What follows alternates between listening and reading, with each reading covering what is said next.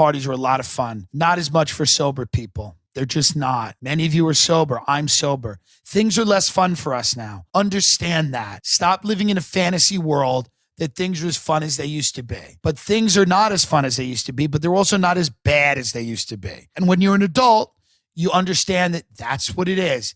Life is a trade-off. It is not as fun to go to a Christmas party sober, but it's almost pointless because alcohol is that social lubricant that allows you to really, first of all, what alcohol allows you to do at Christmas parties is you start looking around at the people that you see every day and you start appreciating them and you start imagining that what's going on constitutes a life, which it doesn't. But alcohol allows you to believe that Sue from accounting and you have a bond because that one time she got your name wrong, but then she rushed a change so that you could get paid by Friday. And remember that, Sue? Remember that? And remember when you came in the kitchen and I was like eyeballing Talia's lunch and you made that joke, oh, don't steal her lunch. And I didn't. And, you always kind of looked at me skeptically, Sue, because of that. And you thought maybe he was stealing lunches and I wasn't. What I was doing, this is all hypothetical. What I was doing is I was looking at what other people ate. That's what I was doing. I wasn't stealing anything. Why don't you go back to your office and fucking get the names on the checks right? Because I've worked here for 7 months, Sue. So what alcohol allows you to do is when you get really hammered, you don't want Sue to die in a car accident anymore, which is what you want every day. You want to say hello to Sue. You want to say, how are you? How's your daughter? You have a daughter. Oh, she's going to Northwestern. Isn't that good, Sue? You look around at the people in your orbit and you go, oh, these are people and this is a life. I'm living a life. This is a life. This'll do. This'll do. It's Christmas. I work at a shitty company. We all hate each other. We're all terrified of losing our job. We're working for this fucking drunk loser. This whole thing's probably a Ponzi scheme. We're probably going to be thrown out into the street any minute. But right now, there are lights on the bar. There's booze in my cup. There's a Southwestern egg roll. If you're lucky enough to be at Chili's, there's a Southwestern egg roll or there's a little shrimp with a tangy fucking, cocktail sauce. And you can nibble on that and booze it up while Bald Mike from accounting comes over and tells a couple of street jokes that he heard. If you have to do that sober, you want to shoot up the whole thing. It's hard to do. It doesn't make any sense because you realize very quickly if you're sober that this is a horror. Of all the places in my life I could have ended up, to end up in this shitty bar in a strip mall with these losers in this corner of the world is such a human tragedy. Sure, it's not as bad as stepping on a landmine or having cancer or getting fucked every day by senators or having a fucking, an adoption go wrong and then you're getting burned with cigarettes. I get it. People have worse problems. But if you're a sentient human being and you're self-aware and you look around and you have to fucking have another conversation with Denise, who talks only about the one time she went to Aruba and that she's saving up for another cruise so she can take her plump, fat Italian ass and put it on the top deck of a Carnival ship so she can tan. And when I tan, I'm basically black. I'm basically black when I tan. I tan, I'm black. I'm black when I tan. And you have to sit there and you have to listen to these people, these mouth breathers that don't have any idea that they too are locked in this hell, that they are in this fucking simulation, but they are not cursed with self-awareness like you are. They are like animals. They don't have the power of reason. They don't think. They just fart and fuck and move. That's what they do. But you, for whatever reason, have been cursed, like much of humanity, with a little self-awareness. So when you're at that bar, and maybe you're a little early and you're waiting in your car because you don't want to be the first one there, but you're not going to go home first, because if you go home first, you know you're not going to fucking go. You know you're not going if you go home first. So you get to the place a little fucking early because, God forbid, you work a little harder at work, and you're just in the bar, and you get there, and you're alone, and the only person who's there is fucking Ralph, and Ralph's creepy as fuck, and he's probably a pedophile. you don't know, but he's fucking weird because he talks about high school girls a lot, and that makes you very uncomfortable.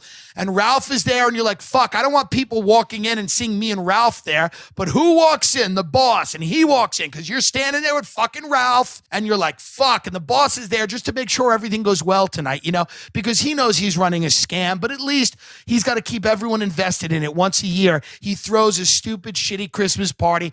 We get a tray of wings, a chafing dish of, balsamic chicken, some penne alla vodka, and you walk around, you commiserate with these fucking dolts that you work with and you have to see every day. And at that point, some booze and a few hits off a fucking blunt or vape can really go a long way. It starts to get fun because you start to realize it's not that bad. Things aren't that bad. Look where other people are. That kid you grew up with, he's dead. Remember him? He just disappeared one day and they found him in a lake. It's okay. There's movie theaters and Italian restaurants and girls that might suck your dick if you buy him eggplant parmesan. Things aren't that bad. And sure, you didn't really do anything with your life and you're just floating around. You're 25 years old. You're sexually weird and confused. You can barely perform with women. You don't have that many friends left. Many of them have passed you by and they threaten you so you get them out. It's fine though, because at the end of the day, these people at this shitty job see promise in you. I mean, do they really? Let's be honest. They hired you before you even said anything. They just needed a warm body in their office to convince themselves what they were doing was fucking reasonable. But hey, it doesn't matter. It's not that bad because you can call that fat girl again that you boned last month. Maybe she'll be involved and then you can just fuck. Not even because you enjoy it, just because you can say to yourself, well, I'm fucking, I'm part of it. You can imagine that shitty little Levitt home you'll buy in a few years when you just save your money and your parents are proud of you because you finally have a basement apartment in Hicksville. Things aren't that bad. You're not in jail. You're not in prison. You're not dead. You measure yourself against the absolute lowest of the low. You say to yourself, hey, I'm not shooting up schools. Look at me. I'm not doing anything wrong. And maybe it's a dead-end job. And maybe I have nothing left and I have nothing in common with these people. And every passion that I have, I've extinguished because they've all frightened me. But it doesn't matter because I had a few Kettle Ones and I smoked a joint and Ralph's kind of funny now. And Denise, she's a big goofball. She's saving for a cruise. You know, when she tans, she looks black. She's got a big fat ass. And you might fuck that ass. Who knows? It's weird. But then there's another guy in the office, Clark. He's kind of gender non-specific. Would you let Clark blow you in a bathroom? You don't know. That's for the third or the fourth drink to tell. And you actually start liking your boss, even though he's clearly a criminal and he'll probably be in jail in a few years. What he says makes sense about hustling and grinding and just making it happen. He didn't need a college degree. He didn't need any discernible talent or skill. He just kept pushing through, kept calling old people and telling them they should remortgage their house. And you just followed that because you wanted to prove that you're a real man with a Lexus. And in those situations, it is so essential to have a cocktail, a stuffed mushroom. I mean, this is what it is. I'm not going to lie to you. I'm not going to tell you that it's going to get better. It's not going to get better. The things that I have to do for my own business sober.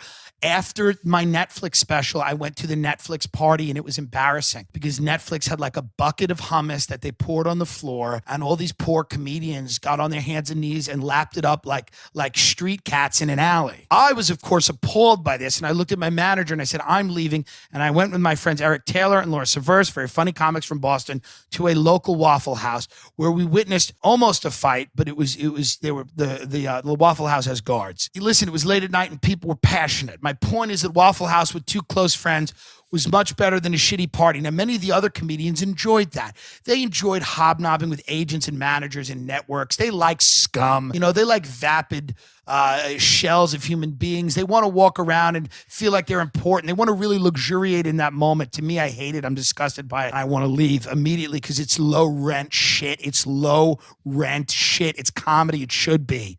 It's not a fucking velvet rope. It's not a fucking VIP section. You're not getting head in the back of One Oak or 10 Maple or whatever the fuck these places are.